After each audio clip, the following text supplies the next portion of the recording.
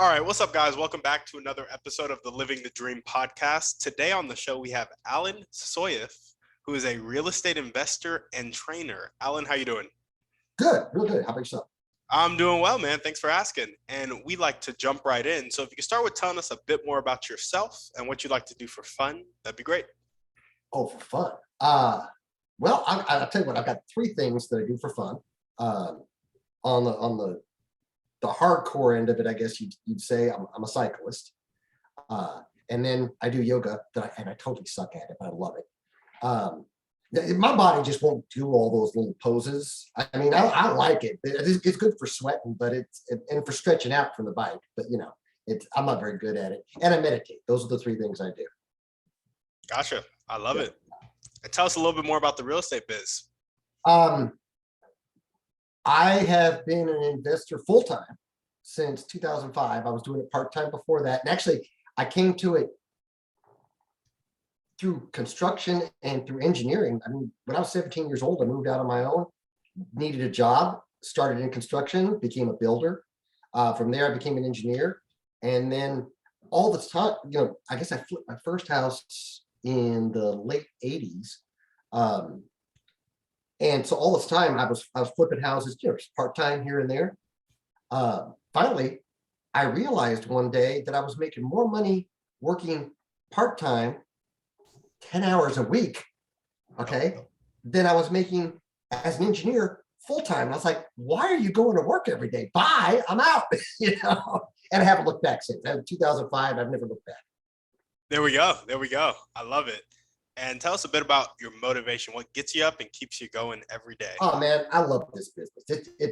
Every day is different. Okay. I mean, how many people do you know who have a 20-foot commute? Okay.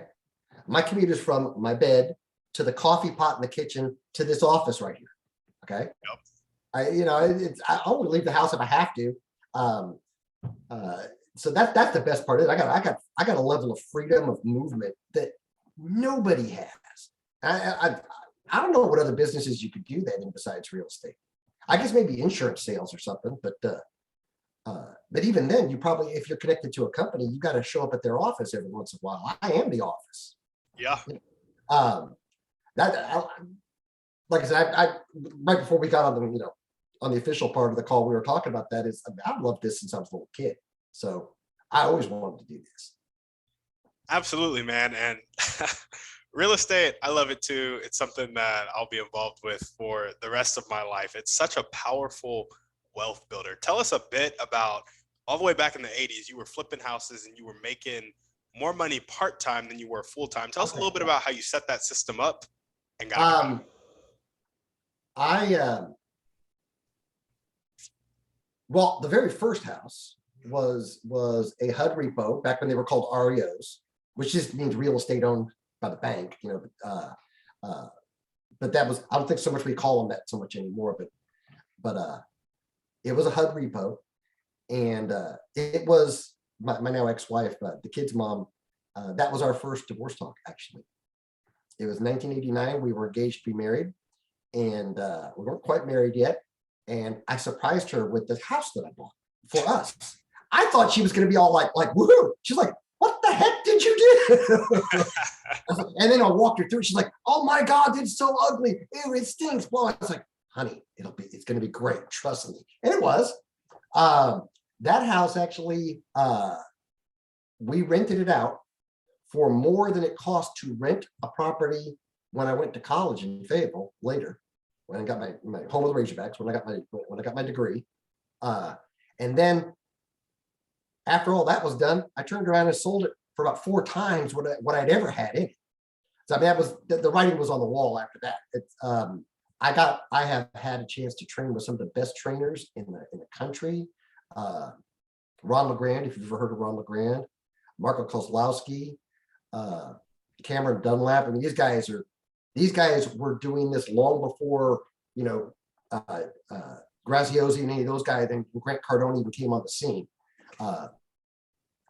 I got to tell you, back then, of course, back then everything was live, right? There was no internet, and we used to have to go down, like to do title work. We'd have to actually go down to the county and sit in a room and page through paper. Yep. But back then also was a lot more expensive too. Average course was $5,000 to $10,000, and a week out of work because you had to go fly someplace like Dallas. I mean, they weren't having it in Little Rock, probably weren't having them in Austin. And sit with a trainer, you know, in a hotel room, in a conference room, and learn this stuff. I'll bet you I spent $150,000 over the years early on learning from the greats of the day, and then just kind of took it and ran with it. I love it, man. I love it. And for those getting into the real estate game, the biggest hurdle we all run into is finding that deal. Can you speak to that a little bit? Oh man, baloney. Let me tell you something, bro. The deal of a century comes along once a week if you know how to look. You got to concentrate on learning how to look. Yeah. It's like again, like I said just before we got on the call, it's, you see all those orange lines over there? Every one of those is deals in progress. I've got to close. I did one about an hour ago, and it's probably already sold. I put it under contract an hour ago. I called my number one investor that I do wholesale flips with. And right, it's funny because I'll wholesale flip something to him. He'll turn right around a week later, wholesale flip something to me. I mean, we go back and forth. But I sent it over to his gal Ruby, and it's gone. That's a quick $5,000 in an hour. I've got a closing that's going to make me, I think, about $22,000 on Friday. The rest of that, one of those is a very large project, the largest project I've taken on to date. It will be, if the engineer is as good as he thinks he is, and I think he is, this guy has figured out a way for me to get 32 doors on a 3.6 acre piece of property in and I'll own the whole thing. Okay, we're going to build this, and it's just going to be duplexes and triplexes, but it'll be a whole complex of duplex and triplexes, and that's going to create another $15,000 to $17,000 a month profit when it's built out in about a year and a half. You know, and that's one project. Yeah. So, no, absolutely. That's yeah, the power of real estate. I love it. There is real estate, as far as I'm concerned, the best tool out there to make money. Yeah. So for those people who want to learn how to look, what would you say to them? Go hit Ask Al How on YouTube. And there's all kinds of freebies out there, or go buy one of my courses. That's what I'm telling you. No, look, it's I'll tell you what, one of the things I teach is real estate without risk and doing it on a dime.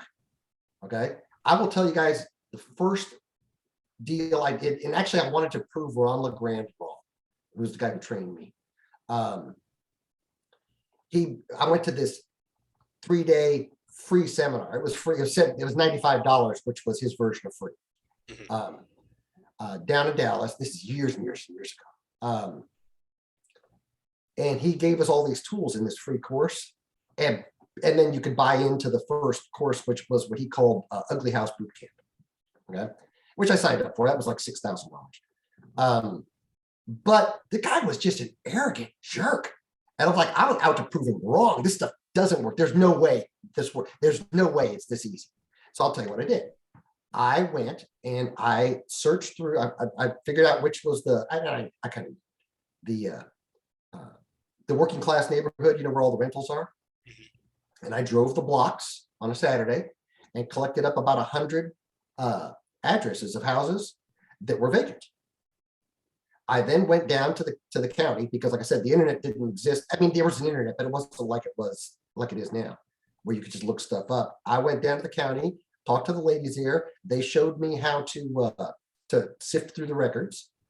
Out of those 100 addresses, I found, I think, 60 or so, 50-ish absentee owners, and sent them a letter that said, "Hey, man, I want to buy your house. Please call me at whatever the number was at the time, such a number." I got some responses. I put one under contract, and I got to tell you, this house was so completely ugly. It had foundation issues. I'm sure you guys get this in Texas too. You know, where the outer edge of the foundation will slough away. So what you get through is you get this punch through shear thing in the center of the house, where the center wall just kind of breaks through the sheetrock because the rest of the house is sinking. Yep. Okay, yeah, we'll get that here too. It's expansive clay. I put this house under contract for, I don't know, $10,000 or $12,000. Put an ad in the paper because back then you didn't do it on Facebook. There was no Facebook. It said handyman special, $17,000. Sure enough, a guy calls me up a couple of days later, wants to go look at it. We go look at it, and he gave me I made $5,000, which, like I said, that was just about the cost of the course. And that's what sold me. I had a day off of work because I had to go down to the county. Okay. A Saturday, a half a tank of gas, and that's all I had in it. Oh, and an ad in the paper. I had less than $100 in it. Maybe $200 because you got to figure out to take off work. And in the late early 90s, I guess mid 90s, when I did that, I wasn't making much. So yeah, I might have had $200 in the deal. And it was mostly time. It could be done with absolutely no money. I mean, if you can't afford stamps and some gas to drive neighborhoods, yeah, dude, you got to get something else going first. Okay, but you could do it with a lot less money than people think. Absolutely. I love that. By the way, man, I've got a half a dozen guys that bird dog, and that's exactly what they do. And they do all the work, by the way. They bring me the county data. They print all that off. They do all the work for me. They bring them in, and they'll get. I pay them for the leads, and then if one of them hits, they get a big bump based on what I make. I mean, if I make $5,000 on it, I give them 10%. They get $500. I love that. Yeah. Awesome, man. Well, let's jump into your dreams and goals now. So you got the successful real estate business. You're a successful real estate trainer. What is like the vision for your life and your companies going forward? Oh man, I'll tell you what. I like smaller houses. The house I live in is only 2,000 feet. A lot of people, I always hear folks that got these huge dreams of this fantastic 10,000 square foot houses in these gated neighborhoods and the big fancy cars. I gotta be honest, I don't want none of that. I want small houses, but I want one here in Little Rock. I'm gonna have to have one in California because my parents are getting older and they're needing help now. I really love Cabo. I was in Mexico 5 times last year. Okay. I spent about 2 months in Mexico if you add up all 5 trips. I'd love to have a place in Cabo, and I'd love to retire to a town called Rapalo, Italy, and just have a little flat overlooking the Mediterranean. Gotcha. So we got retire in Rapalo, Italy. Rapalo, Italy. Yeah. Rapalo is, I think that's the last town that's considered part of the Italian Riviera. Gotcha. And if you ever get a chance to go, man, go. It's beautiful. It's absolutely the most beautiful spot in Italy. Sounds like I'll be visiting you when you. Yeah, let's do it. You're going to have a place in Cabo. Yeah. And what did I miss? I know there was another thing. Well, Cabo, California. I'm from California originally. Cabo, California here, and Rapalo. And that's for starters. I might, the more money you make, the more you got to go do something with it. I'll probably figure something else out too. Yeah. Yeah, man. I love that. And so what started you on the real estate training side of things? Okay. Well, I got to put a plug in for a buddy of mine, Dan. I have a good friend from these meditation seminars that I'd been to, a guy named Dan Mangetta. Dan is an absolute badass. In fact, I'll tell you what, to brag on him a little bit, I think his goal was 8 figures this year. And I think he made it. We haven't talked the last couple of weeks. We've both been busy. But yeah, I think he hit 8 figures. He did a TED talk. And the next thing you know, he's appearing on like a Good Morning Chicago, stuff like that. Yeah, he's really, but he and I are talking one time. He lives down in Cabo, and him and I are sitting there on his roof, smoking Cuban cigars and drinking tequila. And he's like, "Man, you should teach." I said, "I don't want to teach." He goes, "No, you need to teach." I said, "Why?" and he kind of guilted me. He's like, "Look, dude, if you don't start giving back, God's gonna punish you." I went, "What?"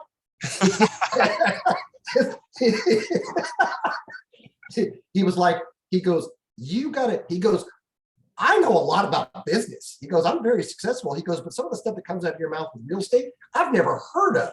He goes, like, sometimes I wonder if it's even legal. I said, man, it's legal.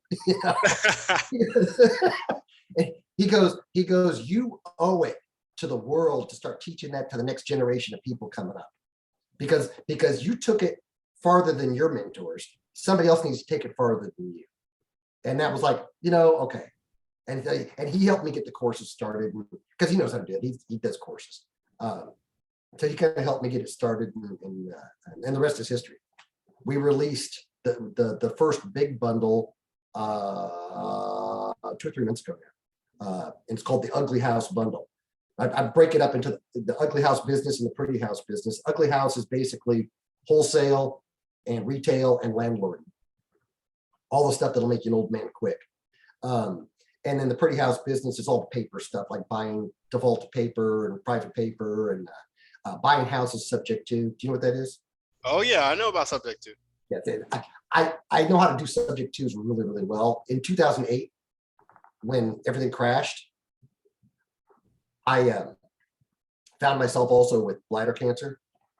So I'm in the midst of doing chemo and trying to pull a rabbit out of a hat because all the banks they yanked the funding like while we're under construction, right? In 2008 and into 2009, I bought 12 houses on subject twos because people were going bankrupt left and right. Yep. Subject two. In fact, I just sold the last one of those about a year and a half ago. Now, tell us, for the audience who don't know what subject to is, tell us what it is, and then tell us how to avoid the sale clause. Subject two. Well, some people tell you subject to is stealing a house, but how can you steal a house? I mean, unless it's a mobile home and you put the wheels back on it and run off with it. I mean, you're not stealing a house. Okay. Subject to works like this. It works best with people who are in trouble. So what happens is, let's say you got behind, and you call me up and go, hey, Al, man, I got a problem, dude. I am behind, and you know what? The realtor can't help me because I don't have enough equity in the house. This is a perfect subject to. If you're in a decent neighborhood, it's a perfect subject to. Because what we do is we'll go in. Still got to evaluate it. I mean, I got to figure out how I'm going to make the money. You got to make some money someplace, or it's not going to work, right? You got to create the equity. But let's say you're behind, I don't know, $10,000 on a say $250,000 note. Maybe we'll make a $300,000 note. Yeah, that's about average nationwide. So what I do is I come in and we put the house in a land trust. In Texas, you got to put it in an all-inclusive trust deed. It's a little bit different. All it really is different paperwork. But you put the house in a land trust. Putting it in the land trust does not. Well, let me back up. If you sell me the house, there's been a sale. Okay. That triggers what they call the due on sale clause. The due on sale clause is when the house sells, the bank has got the first lien, so they get paid, which, duh, of course, and they should. The way we get around this and legally get around it where it helps everybody, including the bank, is we put the house in a trust. Okay. Under some circumstances, you could put, especially if the laws are really, it depends on what the laws are going to be in your state. But in Arkansas, we could just put it in trust and go. In some states, what you may have to do is you and I partner and put it into trust, and you're a 2% partner, I'm 98%, so that I'm the deciding factor. So we're still a little bit married, business-wise. Anyway, we put the house in trust, and then I've got to catch up that loan, right? So otherwise, it's going to be foreclosed on. So what I do is I go get, you're busy getting ready to move out anyway because you're in foreclosure. So I do an ad, and I get somebody who's got $10,000 down to come in. And that's enough skin in the game. That's 3 or 4 payments, right? That's enough skin in the game that I can be confident that they're going to stick around. Okay. And then let's say your payment was $2,000 a month. I charge them $2,500 in rent. So I'm making $5,000 or $5,500. Plus I'm getting the note paid. Plus I've got the money to catch it up. Oh, by the way, on the HUD one, there's a spot for subject to. People, I have had realtors tell me it's illegal. It's like, yeah, go look at that line right there on the closing docs. It's totally illegal, guys. It's 100% recognized. The thing is, what you got to do is you've got to be forthcoming with information for everybody straight across the board, and so everybody's got to know what's going on as far as the buyers and sellers. Okay. The bank, it doesn't matter so much. I'll leave that to the seller's conscience. If the seller tells the bank that he's done something, they're probably going to call the loan due, in which case the deal's going to fall apart. Typically, if the bank starts getting paid, the bank shuts up because the bank wants to get paid. Back in 2008, when everybody was going bankrupt, I guarantee you the banks just wanted to get paid. Anybody who was paying, they would take. And I know it's bulletproof because I had, in the case of one house we did one time, the guys that had the house, one of them had a stroke, so they had to claim bankruptcy like 2 years after I bought the house. The bank comes to me and says, "Hey, you got to surrender the house." I said, "Why?" They said, "Well, because these guys have claimed bankruptcy." I said, "No, I don't." They said, "Well, yeah, you do, because it's in the bankruptcy court." I said, "Are you getting paid on time?" They went, "Yeah." I said, "Great. I'm not surrendering the house." "Well, you have to." It's like, "No, I don't." I go talk to your lawyers. "Well, no, sir, you have to surrender the house." I was like, "Look, guys, I'll tell you what." And like I said, this is back in 2008, 2009 time. I was like, "Y'all come after me. And I would love to find the judge who's going to take this house when you guys are getting paid every month, when everybody in the United States is not getting paid. Let's go with that." Never heard from him again. That was the one, by the way, I told you I just sold about 1.5 years ago. It had so little equity in it, I had to hold on to it for about 10 years. And I told the guys, "Look, this is a long-term one." That's the other thing is, you can, if there's no equity, if you're really in it for the long term, you can hold on to it as long as everybody knows what's going on for as long as you want to. Like I said, I had to hold that one for 10 years because there was no equity. Yeah, absolutely. Another thing I want to ask is, so a lot of people are hearing this, and with the whole first deal thing, with just real estate in general, they have analysis paralysis. Yeah. Speak to us about it. You can't screw it up. Look, if you don't know anything about construction, bring somebody who knows. Go find a remodeling contractor. You're going to need them anyway to come with you to look at the house and give you an honest appraisal. Not appraisal, an honest idea of what it's going to cost to fix it. He's going to do. He's not going to charge you for the estimate because he wants the job. Okay, so problem solved there.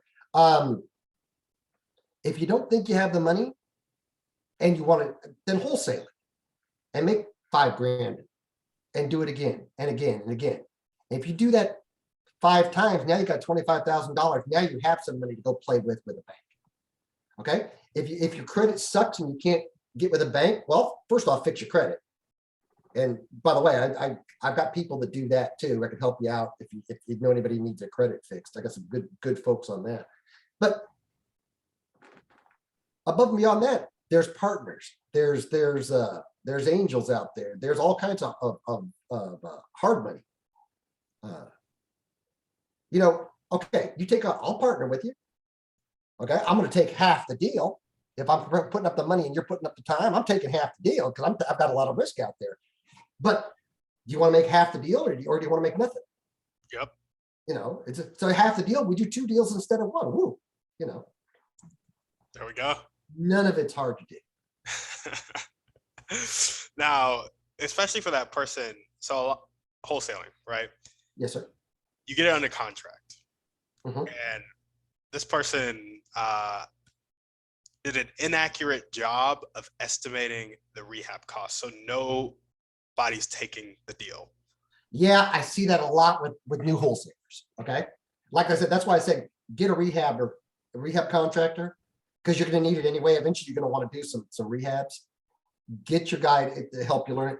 My courses, I've got in my courses, there's several hours of video dedicated to showing you how to estimate stuff. But Yeah, the truth is, if you did that, you just know that you screwed it up. You're not all you're out is your time, though. But I mean, if you put the house under contract and you can't deliver, what's happened? I mean, Most people don't do. You're a realtor, right? How yeah. often do you take earnest money? I'm sorry. How often do you take earnest money? I mean, we take it all the time. Do you really see? In Arkansas, we rarely take earnest money. I put down earnest money for the first time on this 3.5 acres that I just bought. They required $2,500 earnest money in order to tie it up for 120 days to do the city planning and all of that, which I thought was fair because I got to tie up their property for 4 months. Yeah. Yeah, I rarely do earnest money. And think about it, we're not doing this. No offense, we're not doing this with realtors. If you're doing it as an investor, you really don't need to do it with a realtor. I mean, you can if you want to, but then you're gonna have to pay the realtor 3% plus the other agent 3%. So Yep. that's going to cut into everybody's profit. There's in other words, if you can't do the deal, you just go do another deal, and you Yep. learn from your mistake and move on. Yeah, absolutely. There we go. There we go. So, finding the deal is easy. Yeah, finding the deal is not hard.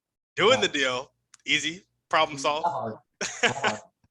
So, guys, there's nothing stopping you. Yeah, there's and you know what? If you don't like doing it that way, go become a realtor because they make good money too. So, like again, like we were talking about, we're about to purchase that. We're doing our onboarding literally tomorrow for an EXP dealership. Oh yeah.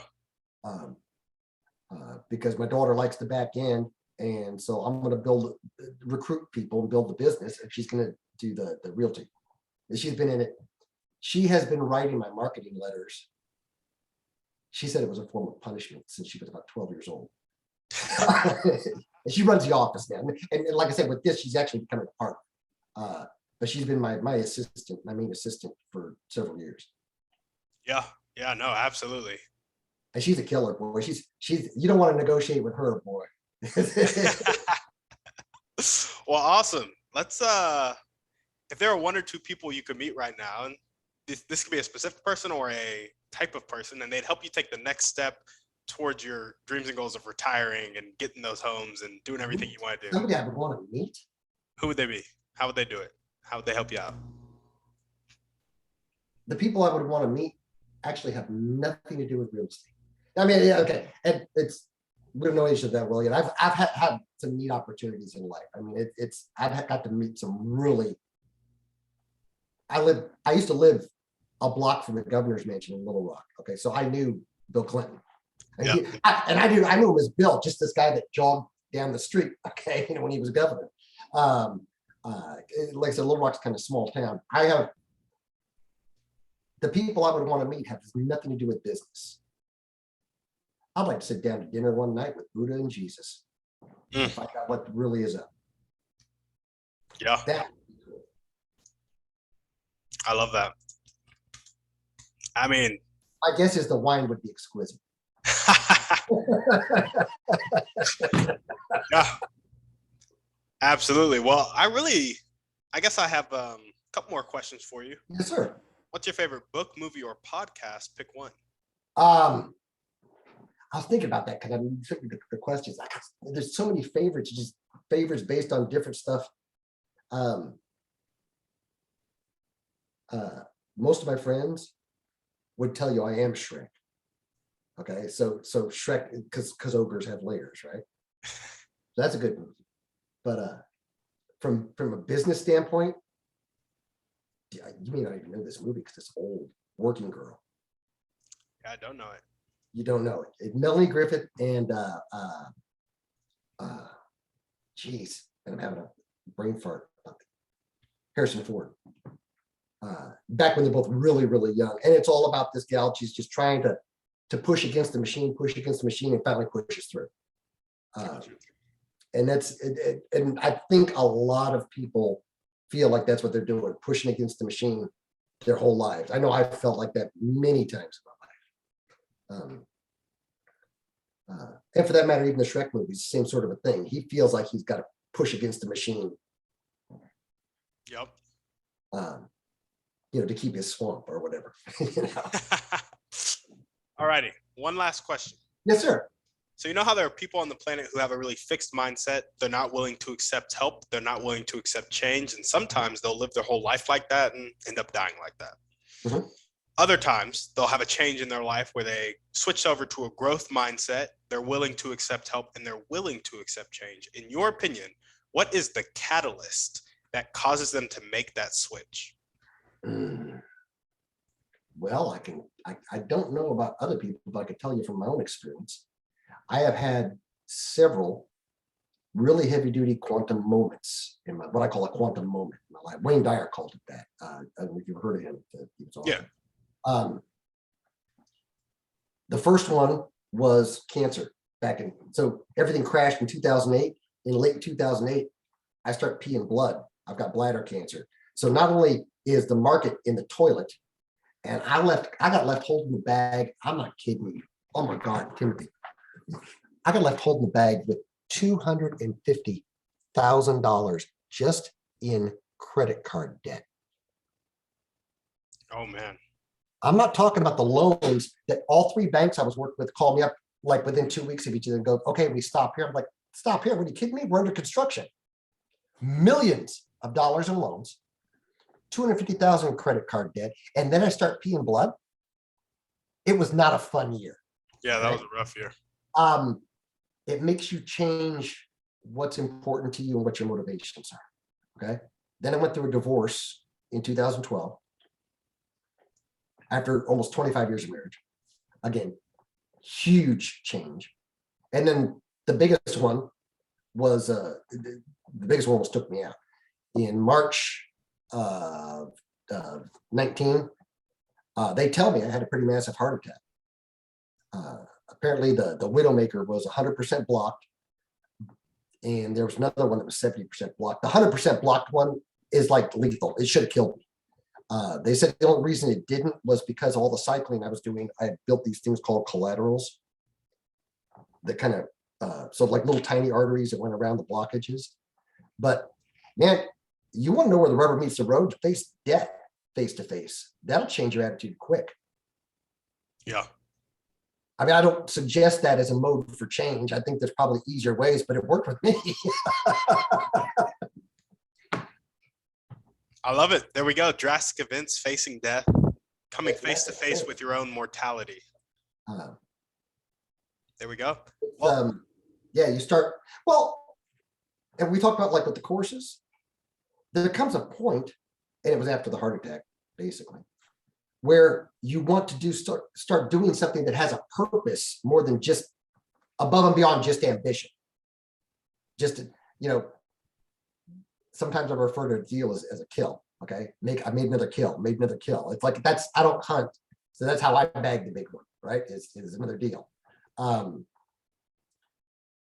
After you bag the big one over and over and over again, like I told you, I don't even go to the closings anymore, man. It kills my time.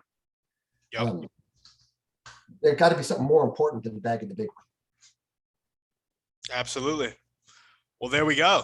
Allan, is there anything else that you want to chat about before we sign off? Wow, this was fun. I enjoyed the heck out of this. Thank you for inviting me. Of course. No, but I mean, I'll tell you what, if you want, I can, well, I already have, I guess, because you and I were talking about it earlier. If anybody's interested, they can hit my website or YouTube.